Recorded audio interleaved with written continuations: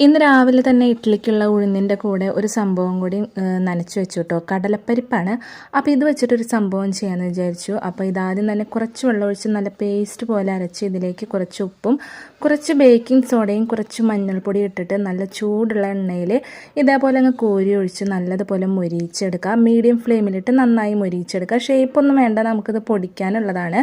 അപ്പോൾ എല്ലാതും ഞാൻ ഇതേപോലെ മൊരിയിച്ചെടുത്തിട്ടുണ്ട്. ചൂടാറി കഴിയുമ്പോൾ ഇത് മിക്സിയുടെ ജാറിലിട്ട് ഇതേപോലെ ഒന്ന് ക്രഷ് ചെയ്തെടുക്കുക. ഇനി ഒരു പാനിലോട്ട് 1 കപ്പ് പഞ്ചസാരയും 1/2 കപ്പ് വെള്ളവും ഒഴിച്ച് നന്നായി തിളച്ച് കഴിയുമ്പോൾ ഏലക്ക പൊടിച്ചതും മധുരം ബാലൻസ് ചെയ്യാൻ ഒരു നുള്ളു ഉപ്പും പിന്നെ കുറച്ച് മഞ്ഞൾപ്പൊടി കളറിന് വേണ്ടിയിട്ട് ഇടുന്നതാണ്. 1 ടീസ്പൂൺ നെയ്യും കൂടി ഒഴിച്ചിട്ട് തിളച്ച് കഴിയുമ്പോൾ ഓഫ് ചെയ്യാം. പഞ്ചസാര പാനി ഒരു നൂൽ പരിവൊന്നും ആവണ്ട കേട്ടോ. എന്നിട്ട് ഈ പഞ്ചസാര ലായനിയിലോട്ട് ആ പൊടിച്ച കൂട്ടും കൂടി ഇട്ട് നല്ലതുപോലെ മിക്സ് ചെയ്ത് യോജിപ്പിച്ച് ഒന്ന് ചൂടാറി കഴിയുമ്പോൾ ഇതേപോലെ ഉരുട്ടിയെടുത്ത് കഴിഞ്ഞ് കഴിഞ്ഞാൽ നമ്മുടെ കടലപ്പരിപ്പ് ലഡ്ഡു ഇവിടെ റെഡി ആയിട്ടുണ്ട്. സംഭവം അടിപൊളി ടേസ്റ്റാണ്. അപ്പോൾ എല്ലാവരും ട്രൈ ചെയ്യാം കേട്ടോ. താങ്ക്